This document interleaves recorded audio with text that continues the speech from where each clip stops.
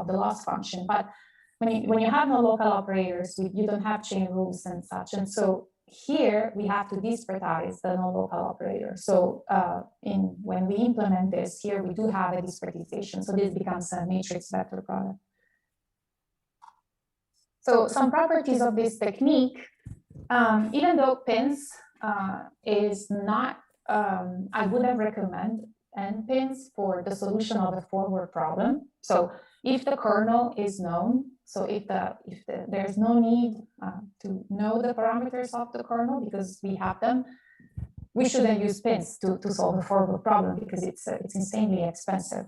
But so in practice, this has to be used to learn parameters. However, what we wanted to make sure is that if pins is indeed used to solve a forward problem, then we get the same convergence with respect to the number of discretization points that we would get using a forward solver.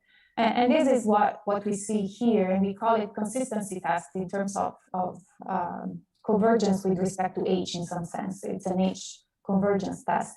So what I'm reporting in green is a finite difference scheme, and the red is n-pins. Of course, there is stagnation, and the reason is that we're solving an optimization problem, and at some point you hit optimization error and you can go below that. There is a comparison with f-pins. We don't have to talk about that. It's a subset of n-pins that works for fractional operators only. Another good thing of this method is that it's not tied to any discretization. So if you have your own discretization of a local operator, you can just use it as a black box. And for this reason, implementing pins, n-pins, really requires minimal implementation effort in the sense that pins has become really popular, but any optimization solver with software for the discretization of the local operator will do the job. And another good property is that we can handle in a very good way sparsity of the data. So we don't need to have data everywhere. All right, so a quick example of how this works. I'm gonna guide you through these graphs. So what we're doing here is to estimate, to find the optimal S and delta for the truncated fractional equation that I introduced earlier. So we start from ground truth, delta and S given by these values, and we generate high fidelity data. We generate data corresponding to the true values of delta and S. So we have manufactured solutions that we can use for reference and that we use as measurements in the PINS algorithm. And then starting from 3 different initial guesses that are reported in red in the S delta domain, we run the optimization, and what I'm reporting here are trajectories up to the yellowish ball.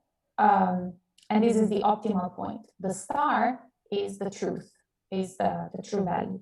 So the way we pick, so this is common in n-pins, but in any machine learning algorithm, we often run it for several initial guesses, and eventually you pick the one with the lowest value of the loss function. So here I'm reporting the relative errors because given the fact that we have manufactured solutions, I can actually look at the relative error of the solution with respect to the truth.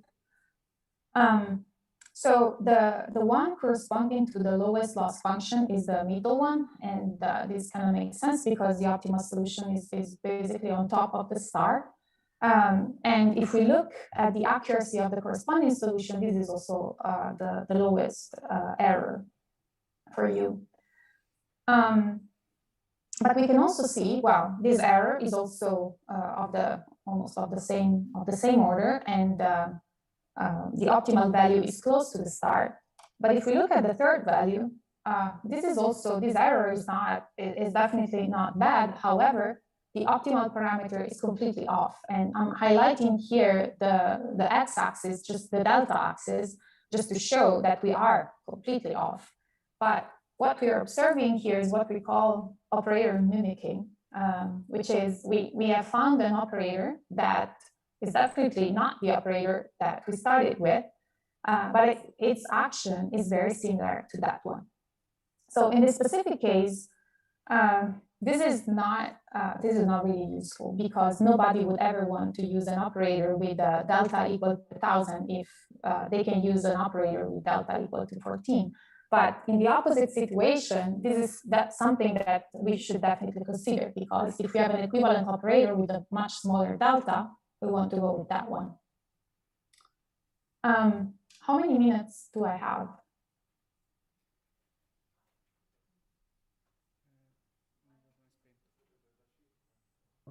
minutes. Oh, 20. Oh, okay. Well, I'm gonna use less so that you guys are free to go. All right. 10 minutes, sorry, Marta. Okay. Well, but yeah, even 5 minutes is fine.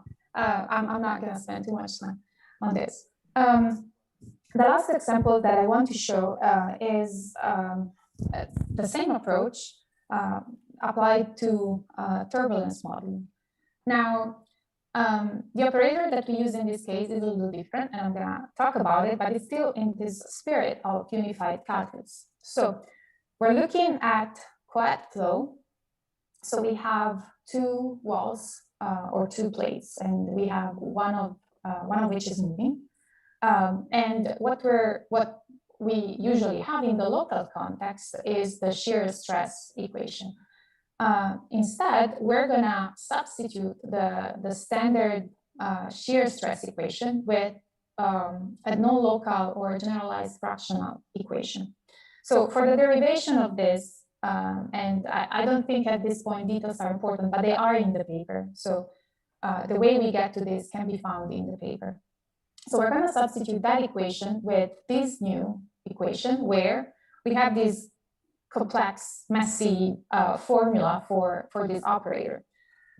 What's important about this operator, and it's messy especially because this operator is truncated, so we have to consider these extra terms. But important properties of this operator that we're considering here are the fact that when delta goes to infinity, this operator converges to the sum to the difference of left and right-sided Caputo derivatives.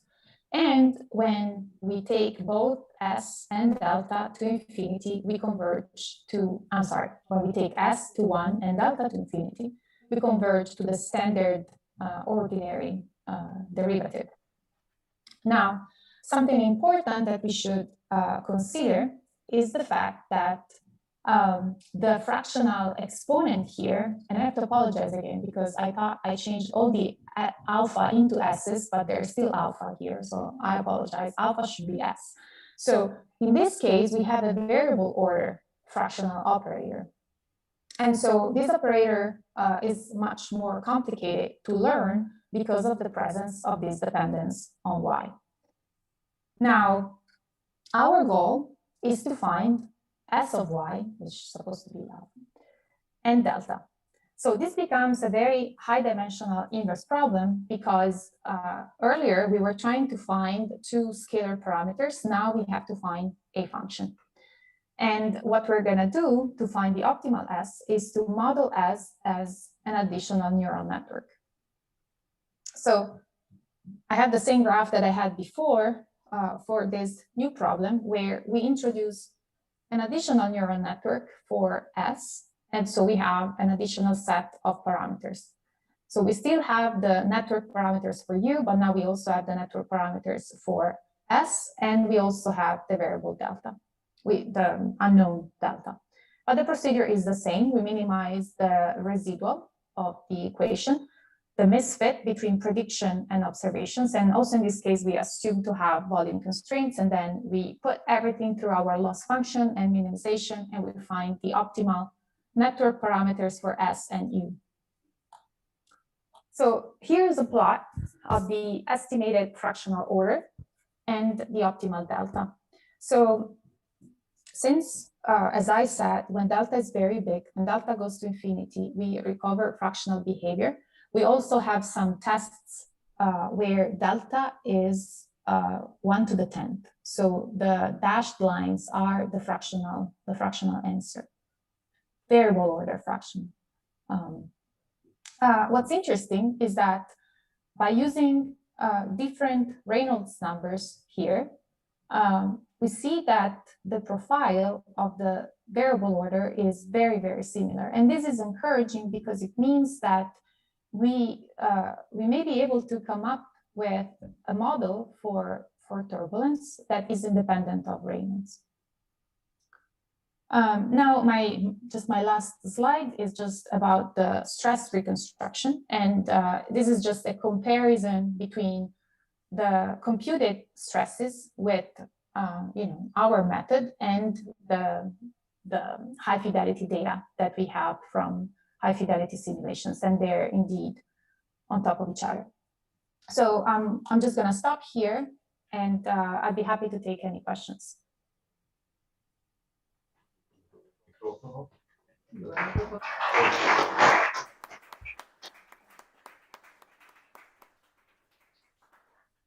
Thank you, Martha. Other questions? Something from the chat? No. Okay. Oh, Fabio, please.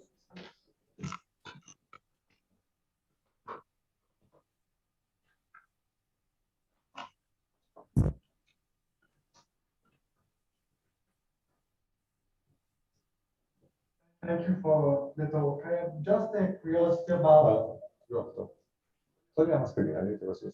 I have just a curiosity about the neural network. Let's say that I optimize it for one problem. Is it feasible to train it starting from the training I have already done for a new set of parameters, or do I have every time to start from scratch? Yeah, this is a very good question. And for this specific case, for the formulation that I presented, you have to stick to a very similar problem. So you can change some of the inputs, but you're not always guaranteed. So it doesn't necessarily generalize well to settings that are substantially different from the ones that were used for training. To do that, you would have to consider a larger training set. Here, we're just considering one single instance to train the problem. In later works, we considered a much larger or a much more diverse training set. And in that case, you can have a method that you can have optimal parameters that generalize well to settings that are different from training. I think one of the limitations of PINs, and that's also why we slightly moved away from this specific approach, is because you're finding a surrogate for the solution and not for the operator itself. In some other works, we're minimizing the residual and finding the optimal kernel. And when you just learn the operator and not a surrogate for the solution, as in PINs, you have much higher chances to generalize well to different settings. Okay, thank you very much. Thank you. Other questions? Martha, thank you very much. It was a very interesting talk, a very interesting new perspective. Thanks for having me. Okay, so let us thank all the speakers of today, and see you tomorrow.